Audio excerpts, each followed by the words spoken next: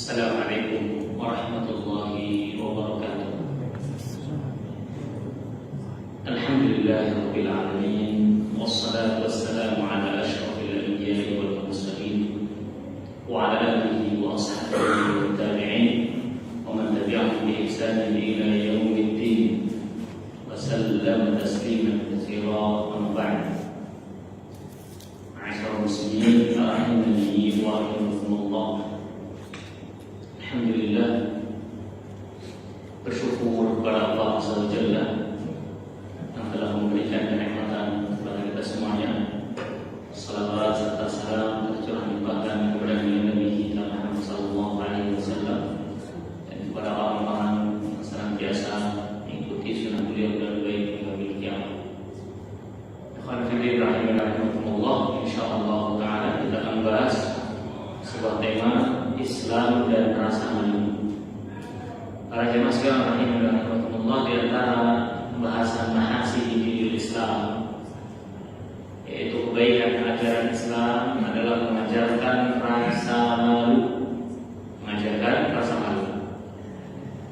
Bahkan dalam sebuah perkataan indah dari orang-orang zaman dahulu, mereka mengatakan la hayata liman la hayata lahu. Tidak dianggap hidup seseorang, tidaklah seseorang memiliki kehidupan bagi orang yang tidak memiliki rasa malu. Artinya orang yang tidak memiliki rasa malu, maka kehidupannya tidaklah bermakna. Ya, dia akan mudah untuk melanggar batasan-batasan, baik itu batasan Allah Subhanahu wa taala maupun batasan-batasan makhluk berupa norma-norma sosial.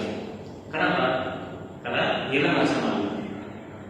Oleh karena itu, rasa malu adalah akhlak Islam dari kaum muslimin. Rasa malu adalah bagian dari kumpulan cabang-cabang keimanan. Kumpulan dari cabang-cabang keimanan. Yang mana apabila seorang memiliki sifat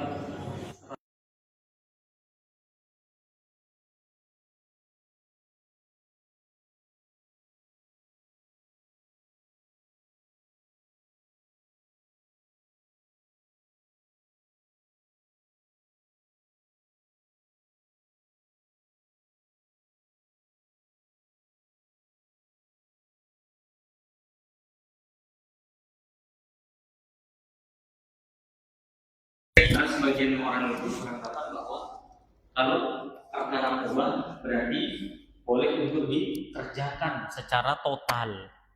Padahal ketika seorang muslim menjumpai perkara mubah, hendaknya dia berhati-hati, atau dalam bahasa ilmiahnya adalah bersikap wara. Apa itu wara? Wara itu berhati-hati, mencukupkan diri dari perkara-perkara mubah. Mengapa demikian? Karena dikhawatirkan perkara yang mubah itu sangat rentan terjatuh kepada perkara yang makruh, bahkan jatuh kepada perkara yang haram. Itulah seorang muslim, dan ia tidak memiliki karakter seperti ini kecuali didasari oleh rasa malu kepada Allah Subhanahu wa taala. Rasa malu itu dapat membimbing dirinya, ya, untuk membenci sesuatu yang memang dibenci oleh agama, baik secara syariat, adab, ataupun norma-norma sosial, ataupun kehormatan masyarakat.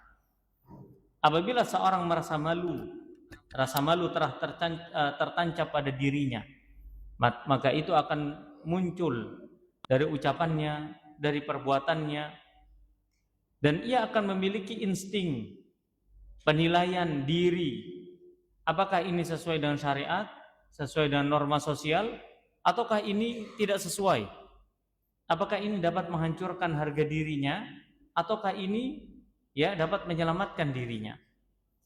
Sehingga rasa malu itu menjaga diri seseorang dari perkara-perkara yang tercela. Dari perkara-perkara yang tercela, itu rasa malu. Seorang tidak akan mudah melakukan perkara-perkara tercela apabila tinggi rasa malunya. Dia nggak akan berbicara kotor, yang tidak akan berbuat dengan perbuatan-perbuatan tercela, karena dia tahu membangun harga diri itu jauh lebih sulit daripada menghancurkannya. Menghancurkan harga diri itu sangatlah mudah. Betul atau tidak? Sedangkan membangun nama baik, kehormatan, harga diri itu bertahun-tahun belum tentu orang memiliki kedudukan ataupun harga diri. Namun penghancur harga diri dan kehormatan itu mudah. Penghancur sebab utama itu terkadang masalah-masalah yang sifatnya apa jemaah? Receh. Atau sebagian orang menganggap itu sesuatu yang remeh. Namun ternyata apa? Dapat menghancurkan kehormatannya, dapat menghancurkan kedudukannya, dapat menghilangkan jabatannya, melenyapkan harga dirinya. Ya, yang selama ini dia dihormati, ketika dia melakukan perkara yang menyelisihi norma agama dan norma sosial, hilang rasa malunya, maka hilang pula kehormatannya. Na'udzubillah. Ya, oleh karena para jemaah sekalian rahimakumullah, inilah pentingnya rasa malu. Dan karakter khusus seorang manusia yang istimewa adalah ketika ia memiliki rasa malu.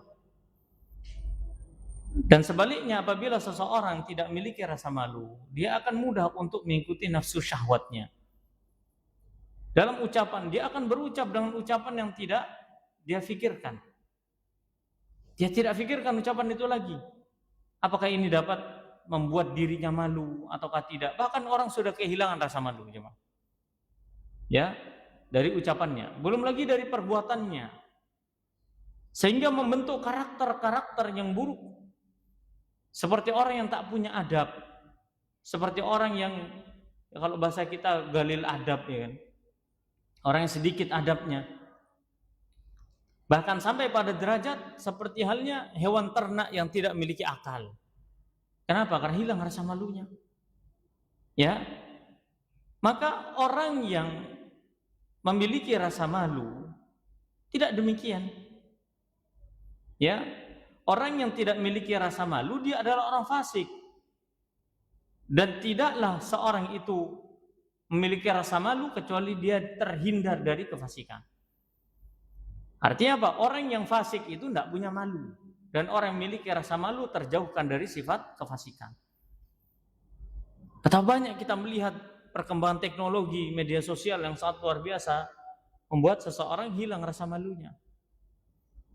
Dia nggak ada rasa malu sama sekali dalam dirinya. Pokoknya malu dulu aja sudah, yang harus dipelihara ini. Ini enggak, hilang rasa malunya. Dia enggak malu untuk menampilkan ucapan-ucapan yang buruk. Bahkan dijadikan sebagai apa? Konten, dan dianggap lumrah. Ucapan-ucapan kasar yang seharusnya tidak boleh diucapkan. Oh, ini kan Ustaz, ini kan bahasa gaul daerahan. Seumpama Jawa Timuran. Ngomong dengan bahasa-bahasa yang kasar, yang tidak elok. Maka orang yang memiliki rasa malu, dia tidak akan mengatakan demikian, jemaah. Atau biasanya di kalangan anak-anak muda, anak-anak kita malahan terbiasa dengan tambahan-tambahan ucapan yang sebenarnya tidak mengandung esensi kebaikan. Tidak menjelaskan pokok permasalahan, tidak ada esensi maknanya, hanya tambahan ucapan-ucapan yang sebenarnya itu tidak perlu untuk diucapkan. Ya, melihat sesuatu yang bagus dari temannya, bukan yang mengucapkan subhanallah, malah mengucapkan kata-kata yang binatang tapi diplesetin. Pernah dengar kan? Seperti itu. Mangkel nama-nama binatang tapi diplesetin. Maka orang yang memiliki rasa malu tidak akan melakukan demikian. Karena dia tahu rasa malu itu melindungi dirinya dari kefasikan. Dari kefasikan. Belum lagi yang menampilkan aurat-aurat di media sosial. Ya. Belum lagi orang-orang yang menampilkan konten-konten, wallah, nggak ada yang dulu dianggap sesuatu yang memalukan, sekarang tidak dianggap lagi sebagai sesuatu yang memalukan. Orang dulu joget-joget itu, Pak, joget-joget di tempat umum itu dianggap apa? Memalukan, betul nggak? Iya, adab yang tercela. Sekarang enggak joget-joget apa segala macam, teriak-teriak di jalan. Ya, kalau di jalanan sih apa ya? Sebenarnya nggak bagus juga, ya kan? Tapi sudahlah gitu. Karakter jalanan itu dibawa ke dalam rumah, dibawa ke dalam apa? Dalam meja-meja pertemuan, meja-meja perkumpulan, itu yang nggak pantas.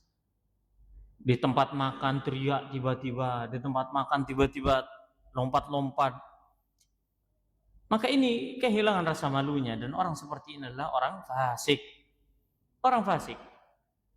Maka salah satu tanda kebaikan pada diri seseorang ya adalah memiliki rasa malu. Nabi alaihi salatu wassalam bersabda, al-haya'u minal iman. Rasa malu adalah bagian dari iman. Wal imanu fil jannah. Dan keimanan itu mengantarkan kepada surga. Wal bada'atu minal jafa' wal jafa'u finnar. Al bada'ah, ucapan-ucapan buruk, karakter yang buruk, perbuatan yang buruk, ya, kemudian hatinya penuh dengan keburukan, terucap kata-kata kotor, kalau bahasa kita misu-misu. Minal jafa, al jafa itu karakter meremehkan, suka meremehkan sesuatu, itu al jafa. Dan al jafa itu biasanya, bukan biasanya, al jafa karakter suka meremehkan sesuatu sehingga dia tampakkan dengan akhlak yang buruk, ya, itu biasanya muncul dari karakter kesombongan. Dari karakter kesombongan. Makanya orang yang suka berkata-kata kotor kepada orang lain, gampang ngomong misu. Bahkan kami jumpai ada orang tua ngomong misu ke anaknya. Coba kalau Anda amati itu baik-baik itu. Kalau dia ngomong sama kawan-kawannya, udah. Tidak ada tawaduk-tawaduknya. Yang ada adalah ujubnya, sombongnya, bangga dirinya. Ya, karena orang seperti itu beriringan antara al-jafa, suka meremehkan, dengan kesombongan. Bukankah itu yang kata Nabi sallallahu alaihi wasallam, ya, al-kibru batarul haqqi wa ghamtun nas.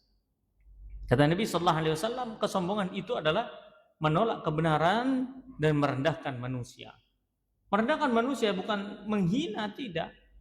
Tapi melontarkan kata-kata kotor kepada orang lain, padahal orang itu tidak layak untuk diucapkan demikian. Dia manusia, tapi dia samakan dengan binatang. Inilah sikap meremehkan. Dia lemparkan ucapan yang bermakna kotoran kepada orang yang dia ajak bicara. Atau dia merendahkan orang lain dengan ucapan-ucapan kerendahan. Na'udzubillah, kata-kata kasar, bodoh kamu, jahil kamu. Ya, atau orang tua membiasakan manggil anaknya meskipun itu dianggap parodi atau sebuah tapi kan ini biasa, Ustaz. Enggak semua jemaah yang dianggap biasa itu baik kemudian ditiru, enggak semua. Orang tua manggil anaknya ihmar contohnya. Biasanya karena mangkel kepada anaknya, panggil anaknya apa? Himar. Memang kedengarannya seperti halus. Mana pakai huruf ha lagi, ha kan halus bunyinya. Yahmar gitu. Jadi orang mikirnya, goyan nih, bagus ditiru dong. Padahal itu tidak layak untuk diucapkan. Padahal anaknya adalah anak dia. Kalau dia panggil anaknya himar, terus dianya apa? Gitu saja udah. Karena tidak semua ucapan-ucapan itu diucapkan, meskipun itu sebatas bercanda. Ada batasnya, jemaah. Jangan sampai mengeluarkan kata-kata al-badha'ah, kata-kata buruk, karena itu adalah bagian dari sikap meremehkan. Dan sikap meremehkan itu mengantarkan seorang ke dalam neraka. Oleh karenanya, ahli hikmah terdahulu mereka mengatakan dengan kalimat-kalimat hikmahnya, man kasahul haya'u thawbahu, man kasahul haya'a thawbahu, lam yaran nasu aibahu. Barang siapa yang berhias, berpakaian dengan pakaian rasa malu, niscaya manusia tidak akan melihat aibnya. Wa qala ba'dul balagha, dan sebagian ahli bahasa mengatakan, hayatul wajhi bihayaihi kama anna hayatal gharasi bimaihi. Kehidupan wajah itu adalah cerminan dari kehidupan wajah itu sesuai dengan rasa malunya. Ya, sesuai dengan rasa malunya. Sebagaimana kehidupan sebuah tanaman itu adalah airnya. Tanaman butuh air? Butuh. Maka begitu pula dengan wajah kita. Wajah kita itu harus dihiasi dengan rasa malu. Dihiasi dengan rasa malu. Bukan orang-orang yang tidak memiliki rasa malu. Makanya ada istilah, orang ini wajahnya tebel. Maksudnya wajah tebel gimana? Tahan malu, tidak punya malu, begitu. Ya, kenapa? Karena gersang, hatinya gersang, tidak terhiasi dengan rasa malu. Ya. Oleh karena Nabi alaihi salatu wasallam bersabda, "Idza lam tastahi fasna' ma syi'ta." Kalau kamu tidak malu, kerjakan sesuai keinginanmu. Apapun itu. Di lampu merah joget-joget, teriak-teriak. Kerjakan kalau tidak memiliki rasa malu. Ya, pernah kami melakukan safar ke Surabaya itu, terus di lampu merah sambil jalan zebra cross sambil joget orang 3. Ketika kita katakan mbok yo duwe izin, apa jawabannya? Loh iki konten bro, katanya. Loh konten. Loh meskipun konten, hendaknya itu memiliki rasa malu. Wallahi, Indonesia ini krisis terhadap moral. Salah satu penyebab utamanya adalah hilangnya rasa malu di tengah-tengah anak-anak muda. Coba anak-anak muda sangat-sangat jarang loh. Anak muda memiliki sopan santun kepada yang lebih tua itu. Jarang. Kenapa? Rasa malunya hilang. Moralitas merosot. Maka benar kata Nabi, "Idza lam tastahi fasna' ma syi'ta." Fasna' ma syi'ta. Kalau kamu tidak malu, kerjakan saja apa yang kamu mau. Ya.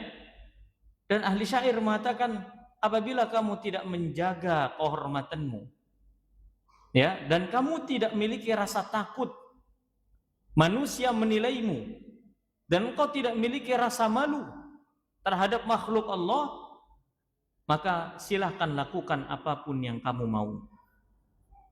Jadi silakan. Tapi jangan salahkan manusia menilai dirimu dan penilaian buruk disebabkan karena hilangnya rasa malu. Ma'asyiral muslimin rahimani wa rahimakumullah. Ketika seorang ingin melatih dirinya memiliki rasa malu, maka yang harus diperhatikan ada rasa malu yang paling tinggi, yaitu rasa malunya kepada Allah Subhanahu wa taala. Artinya dia malu apabila ia melakukan perbuatan dosa. Sedangkan Allah Azza wa Jalla adalah zat yang maha melihat lagi maha mengetahui. Ini yang paling tinggi. Minimal kalau kita itu mau melakukan sesuatu, ingat bahwasannya Allah melihat kita, sehingga kita merasa malu. Sekalipun tersembunyi dari pandangan manusia. Dan tidak ada yang tersembunyi dari pandangan Allah Subhanahu wa taala. Ya'lamu kha'inatal a'yun wa ma tukhfis sudur. Kata Allah Azza wa Jalla, Allah mengetahui mata-mata khianat. Dan Allah Subhanahu wa taala mengetahui apa yang disembunyikan di dalam dada manusia. Kemudian rasa malu yang kedua, tingkatan yang kedua adalah rasa malu kepada manusia. Nah, ini baik ini. Malu apabila dia melakukan perbuatan-perbuatan yang nanti dipandang buruk oleh manusia. Yang ternyata itulah melanggar norma-norma sosial kemasyarakatan. Maka itu ya rasa malu. Harus memiliki rasa malu. Oleh karenanya salah satu di antara sebab seseorang memiliki rasa malu di hadapan manusia adalah seiring bertambahnya ilmu dan adab. Insya Allah kalau orang itu bertambah ilmunya, bertambah adabnya, bagus adabnya, insya Allah akan terpupuk rasa malunya. Tapi kalau adabnya itu galil adab, khalas sudah. Tidak bisa, susah. Apalagi sudah galil adab, galil ilmu, selesai. Sudah sedikit adabnya, sedikit pula ilmunya, selesai jemaah. Susah untuk dirubah seperti ini, susah. Ya, susah. Dia akan mudah untuk melampiaskan hawa nafsunya. Ya, melampiaskan hawa nafsunya. Dan dia tidak akan mengetahui kembali mana batasan-batasan yang boleh dia lakukan, mana yang tidak boleh dilanggar. Dia tidak mengetahui lagi. Kenapa? Karena dia tidak memiliki rasa malu kepada penilaian manusia. Bahkan ada orang mengatakan, ingat, kalau mau menjadi orang terkenal, jangan malu. Silakan lakukan apa yang kita mau. Pokoknya tenar dulu, terkenal dulu, malu kemudian. Aneh kayak begini. Era diikuti oleh anak-anak muda generasi berikutnya.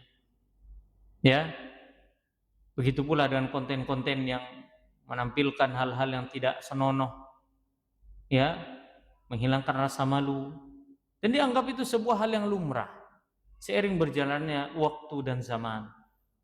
Ya, maka itulah rasa malu yang kedua. Yang ketiga adalah rasa malu kepada dirinya. Mbok yo, kalau bahasa kasarnya, minimal kalau tidak malu kepada orang lain, diri kita malu kepada diri sendiri gitu.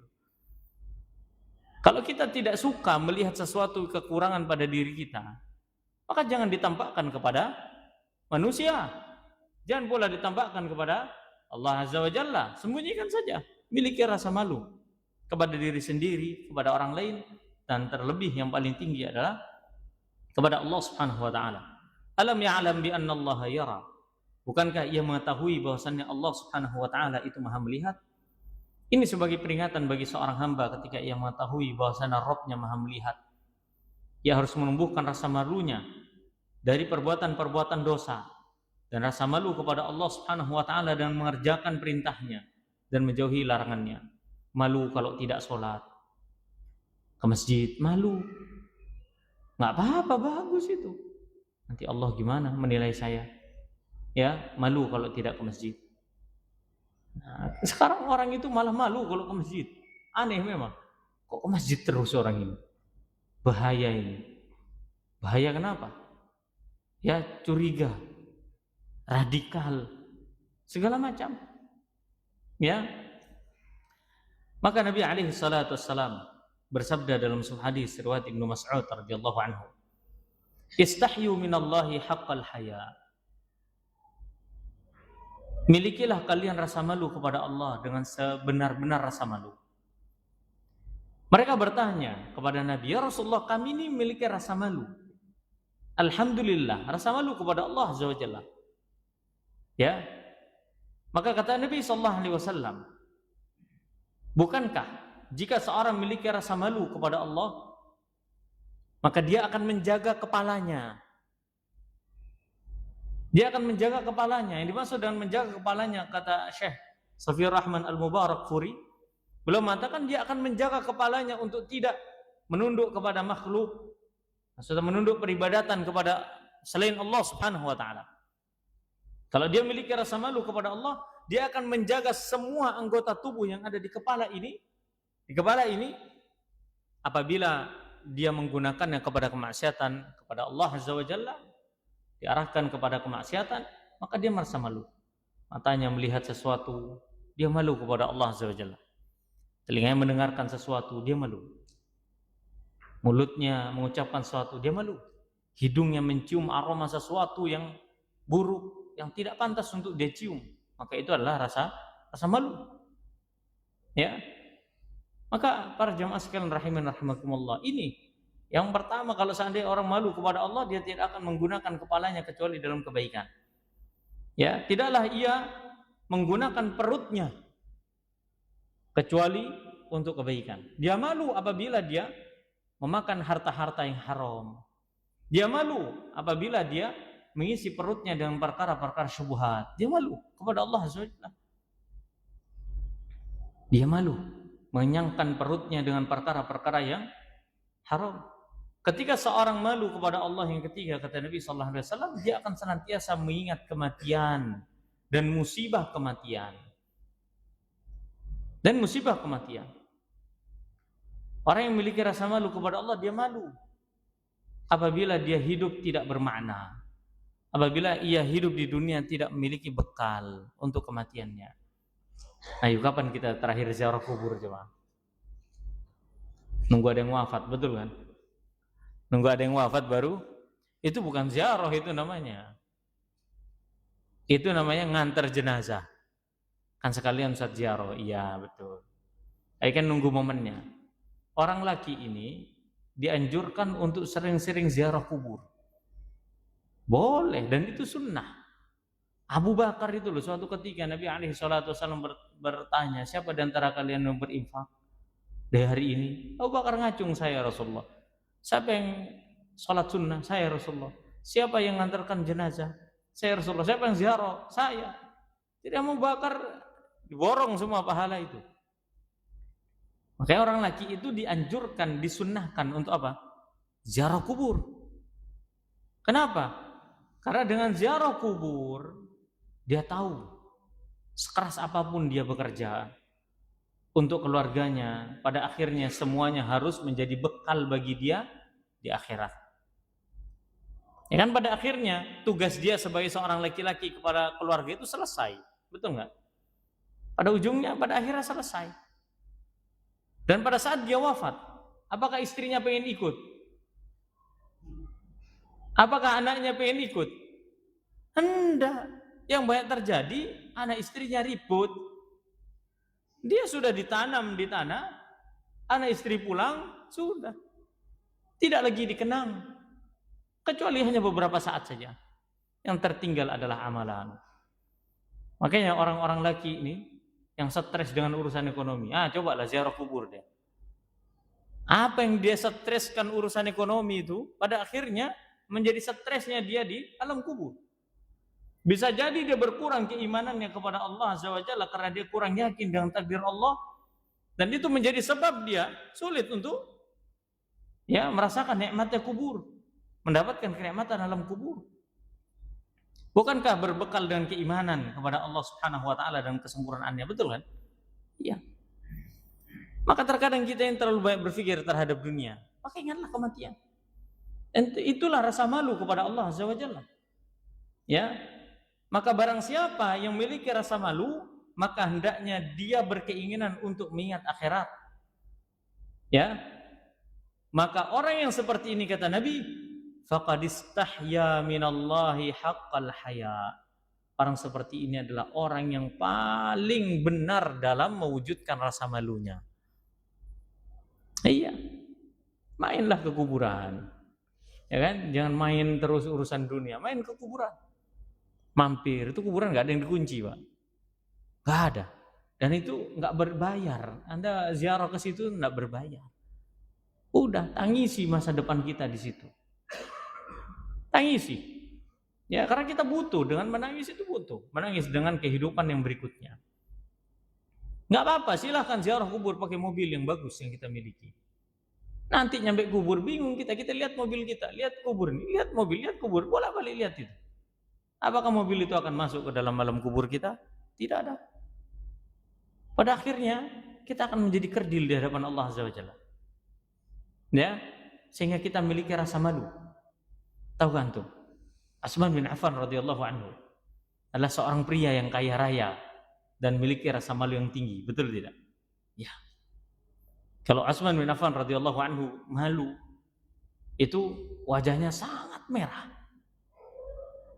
Dan salah satu amaliyahnya atau apa amaliyah itu? Amalnya Utsman itu adalah ziaratul kubur. Utsman bin Affan radhiyallahu anhu pada saat ziarah kubur dia nangis. Nangis sampai basah jenggotnya. Basah jenggotnya. Ya. Sampai sahabat bertanya, "Wahai Utsman, ketika di majelisnya Nabi alaihi salatu wasallam kau disebutkan azab neraka, kamu tidak ada nangis-nangisnya, nikmat surga nggak ada nangis-nangisnya. Kenapa di alam kubur ini engkau menangis?" Apa kata Utsman bin Affan radhiyallahu anhu? Inilah terminal pertama kita setelah kehidupan dunia. Tempat mampir kita setelah kehidupan dunia adalah ini, alam kubur. Siapa yang sukses dari sini, dia akan masuk surga. Siapa yang dia tidak sukses melewati ujian ini, maka dia tidak akan masuk surga, dia akan masuk neraka.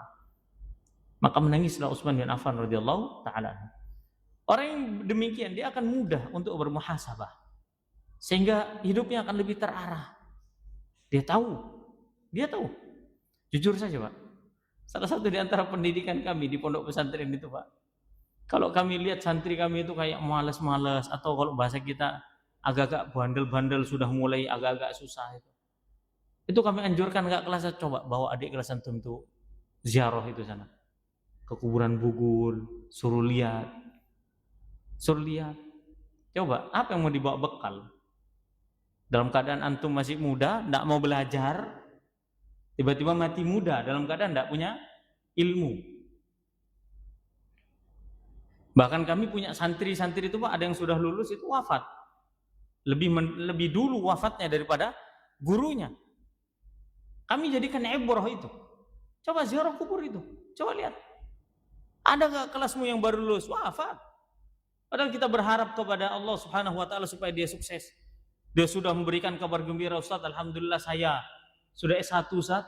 Alhamdulillah Ustaz, saya begini Ustaz. Alhamdulillah diterima kerja Ustaz. Alhamdulillah saya merantau Ustaz, saya sukses. Alhamdulillah buka toko gini-gini.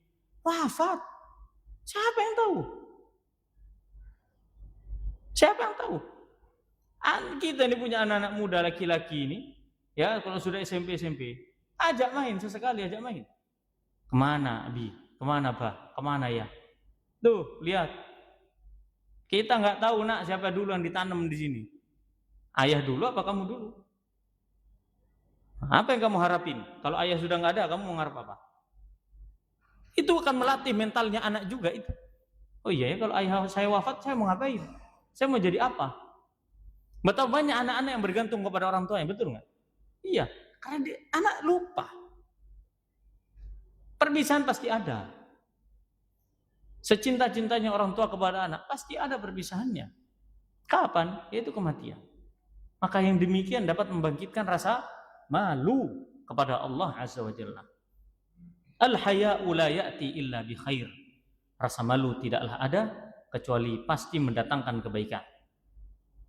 Ada sebuah riwayat dari Ibnu Umar radhiyallahu anhuma bahwasanya Nabi alaihi salatu wasallam pernah melewati seorang laki-laki yang sedang menasihati adiknya supaya memiliki rasa malu. Maka Nabi bersabda kepada para sahabat, biarkan mereka berdua itu ngobrol masalah rasa malu itu biarin. Fainal haya'a minal iman. Karena sungguhnya rasa malu itu bagian dari keimanan. Terkadang kita ini harus ngobrolin masalah rasa malu. Menanamkan kepada anak-anak kita rasa malu. Ya, dalam riwayat Muslim disebutkan al-haya'u bi khairin kullih. Atau qala al-haya'u kulluhu khair. Rasa malu itu semua bagiannya adalah kebaikan. Rasa malu adalah semuanya bagian dari kebaikan karena menghalangi seorang dari perbuatan kemaksiatan kepada Allah Subhanahu wa taala. Kemudian ma'asyiral muslimin rahimani wa rahimakumullah. Adapun orang tidak memiliki rasa malu, maka dia akan melanggar hal-hal yang di luar batas manusia. Menggunakan pakaian-pakaian perempuan, diparodikan. Maka itu salah satu sebab diantara na'udzubillah menyebarnya LGBT di kalangan anak-anak kaum muslimin adalah konten-konten yang menyelisih fitrahnya. Menyelisih fitrahnya. Laki-laki lemah gemulai, dikasih panggung di media sosial, atau orang yang memiliki karakter kasar, suka marah-marah, ya kan? Oh marahnya lucu, dikasih panggung. Itu yang dipertontonkan kepada anak-anak kaum muslimin, kata-kata kasar. Akhirnya apa? Ya terjadilah apa yang terjadi. Konten kreator yang menggunakan pakaian-pakaian perempuan, ini kan cuma lucu-lucuan. Iya, Anda niatnya lucu-lucuan, tapi akibatnya itu tidak lucu. Menyebarnya keburukan LGBT dan yang lainnya, na'udzubillah. Padahal Nabi alaihi salatu wasallam telah bersabda dengan jelas, la'ana Rasulullah sallallahu alaihi wasallam al-mutasyabbihina minar rijali bin nisa wal mutasyabbihati minan nisa'i bir rijal. Nabi alaihi salatu wassalam melaknat laki-laki yang menyerupai wanita dan para wanita yang menyerupai laki-laki. Kenapa ini terjadi? Hilang rasa malu. Hilang rasa malu. Ya, kemudian di antara cabang rasa malu ada yang namanya sifat al-ghirah. Apa? Atau al-ghairah. Ghairah itu maknanya adalah kecemburuan. Kecemburuan. Seorang ayah harus memiliki rasa cemburu kepada anak dan istrinya. Apabila anak dan istrinya melanggar aturan Allah Subhanahu wa taala. Nabi alaihi salatu wassalam bersabda dalam hadis riwayat Abu Hurairah radhiyallahu anhu, Nabi SAW bersabda, Innallaha azza wa jalla yagharu wa ghairatullahi ayyatiyal mu'minu ma harramallah. Kata Nabi SAW dalam Sahih Bukhari, sesungguhnya Allah azza wa jalla itu sangat pencemburu dan Allah tidak suka kepada orang mukmin ya apabila ia datang kepada Allah dalam keadaan melakukan keharaman-keharaman yang Allah haramkan. Maka kita sebagai laki-laki, sebagai ayah, sebagai kakek, sebagai orang tua, sebagai suami harus memiliki rasa cemburu. Jangan mudah menampilkan aurat-aurat anak kita di hadapan manusia. Terutama kalau anak itu sudah masuk usia baligh, ya. Ajarin nutup aurat, ajarkan kepada mereka. Kita ini harus tegas. Ya jemaah, nggak bisa kalau zaman sekarang itu anak-anak itu ya dikasih peluang itu kadang masalah etika dan moral itu nggak usah anak dikasih peluang, ajarkan dengan tegas. Ya kalau urusan-urusan dunia yang sifatnya itu sementara ya nggak apa-apa lah, kasih inovasi kepada mereka nggak apa-apa. Tapi kalau masalah moral nggak bisa. Anak perempuan harus pakai hijab sebelum usia balik, ajarkan di usia tamyiznya. Pakai hijab, menutupi rambutnya. Nggak harus bercadar, nggak harus. Yang penting dia tahu kalau kamu keluar rumah harus pakai hijab, nak. Kamu nggak pengen kan abahmu nih diazab sama Allah gara-gara kamu begitu. Apalagi kalau kamu balik, abah nggak akan menanggung dosamu lagi. Kamu harus bisa jaga diri. Abah nggak pengen di keluarga kita ada yang masuk neraka, sedangkan yang lain yang masuk surga. Ajarkan kepada mereka, tunjukkan kecemburuan. Ya. Kalau sudah didekati laki-laki yang bukan mahramnya, tunjukkan kecemburuan kita. Tegas, bersikap tegas. Jangan malah dianggap biasa. Anak-anak mau pacaran, apa segala macam, disenangi orang. Senangi orang nggak apa-apa, boleh. Tapi kalau sampai pada tahap dia melakukan keharaman, maka hendaknya orang tua harus memiliki rasa cemburu. Begitu pula suami kepada istrinya. Ya, maka jangan menampilkan istri di media sosial kita, di status-status. Ini sudah isya ya? Sudah isya? Ya, ataupun yang lainnya. Kurang 1 menit. Maka hati-hati. Ustaz, ini yang saya tampilkan adalah istri saya tapi berhijab. Untuk apa? Kalau tidak ada tujuannya maka tidak penting untuk ditampilkan. Maka perlu kita perhatikan, rasa cemburu itu harus ada. Karena Nabi SAW bersabda, seburuk-buruk laki-laki adalah laki-laki dayus. Siapa laki-laki dayus? Itu laki-laki yang tidak memiliki rasa cemburu. Demikianlah ma'asyarul muslimin rahimin rahimakumullah, materi berkaitan dengan rasa malu. InsyaAllah kita lanjut setelah adzan. Wallahu a'lam bishawab.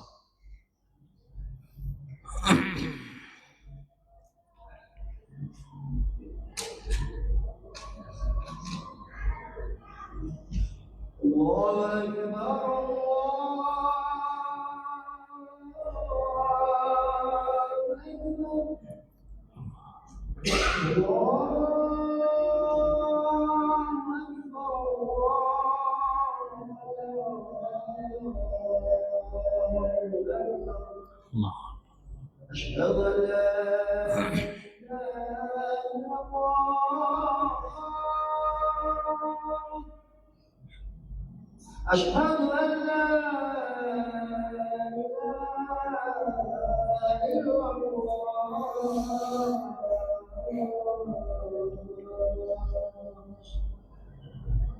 أشهد أن محمدا رسول الله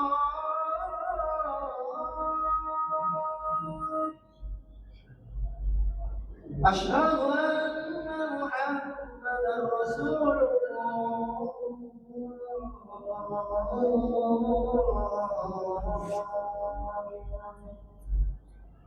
حي على الصلاة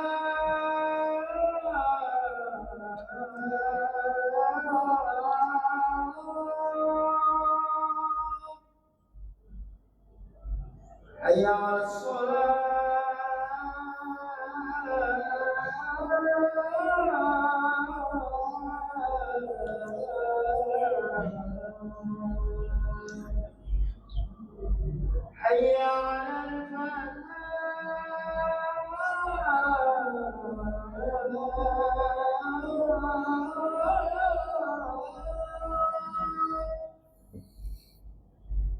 حي على الفلاح.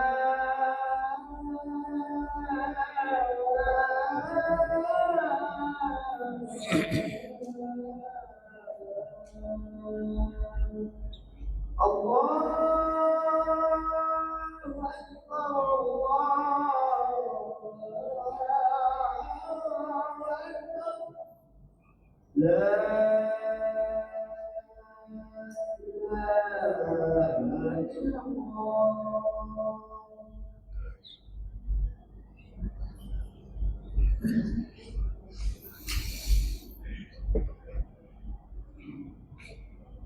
Alhamdulillah wassalatu wassalamu ala Rasulillah wa ala alihi wa sahbihi man wala wala haula wala quwwata illa billah ma ba'd. Ma'asyiral muslimin rahimin rahimakumullah, sedikit tambahan materi. Kesimpulan dari pembahasan kita adalah